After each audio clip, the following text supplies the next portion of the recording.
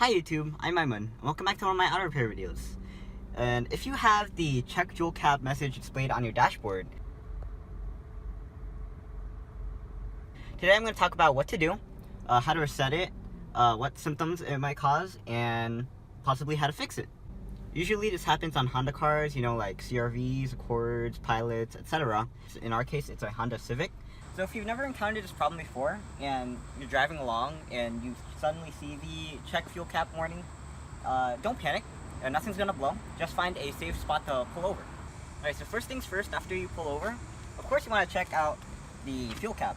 And first you want to check if it's missing. You might be filling up gas and you might forget it, and the gas cap might actually go missing.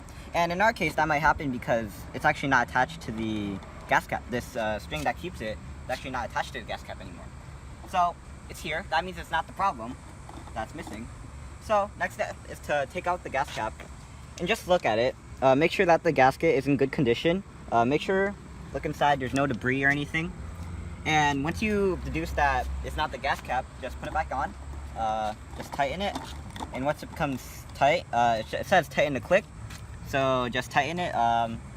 3 clicks should be good enough, at least 3. Maybe a bit more. 1, 2, 3. There we go. Even after you removed and replaced the gas cap, the message on the dashboard might not go away immediately. So what you want to do is you want to see the button right here. It says select reset. You just want to press that and it will reset the dashboard. If that doesn't work and it still shows up, you can try to use an OBD scanner like we have right here. If you don't have an OBD scanner, I know my uncles don't, so another solution is to disconnect the battery. However, I should warn you that if you do disconnect your battery, you might have to reset the radio code. Now, if you're having trouble with resetting the radio code, then I have a video on that, so go check it out, and I'll link it down in the description below. Alternatively, you could just drive, and you could drive for around 3 driving cycles. Essentially, a driving cycle is when you start, you go, the engine starts to heat up, then you come back, and you stop, and the engine sort of cools down. And in the end, that's a driving cycle. Now, 3 driving cycles is usually about a few miles altogether. So, it might be 10 miles, might be 50 miles, it might take you 1 day, it might take you a couple of days. So first, let me talk about the check fuel cap. In essence, the check fuel cap is actually, well, an EVAP leak code. EVAP is an evaporative emission system. And what this does is that the engine control module detects an anomaly between the pressure of the tank and the pressure of the engine.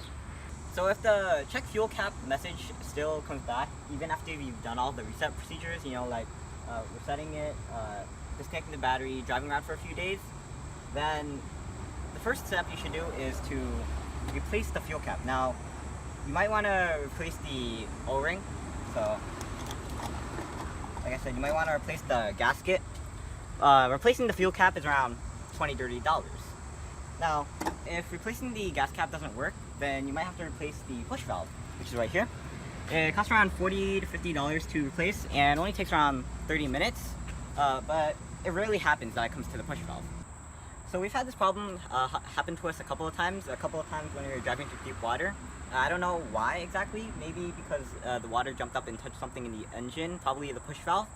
Sometimes it happened because we didn't tighten the gas cap enough, and sometimes it happened because we overfilled the gas, actually, we topped off. Or maybe because it was a hot summer day, and it just caused the pressure to go too high.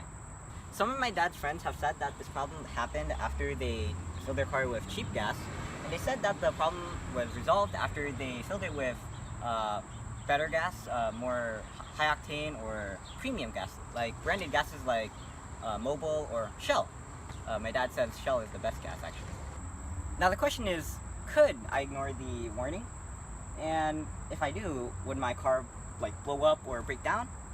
My dad says, well, you could. Your car will probably just run fine, probably run with less efficiency, and it might or may not pass your state's emission test, but you could probably ignore it if you wanted.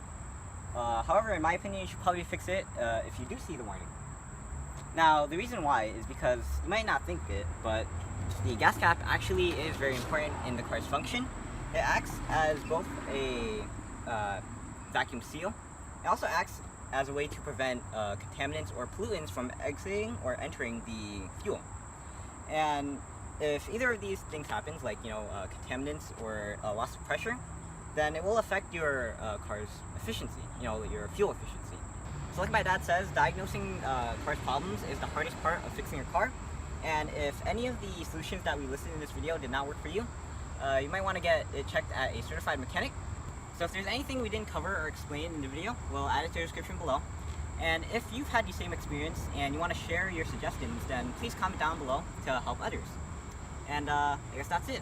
I'll see you next time. I'm Aiman. Thanks for watching. Please like, comment, subscribe. We've got videos on EYeOnAiman, especially the auto repair videos. And if you still have problems with restarting the radio code on your car, I have a video on that, so go check it out like I said. And I'll see you next time. Signing out. Peace.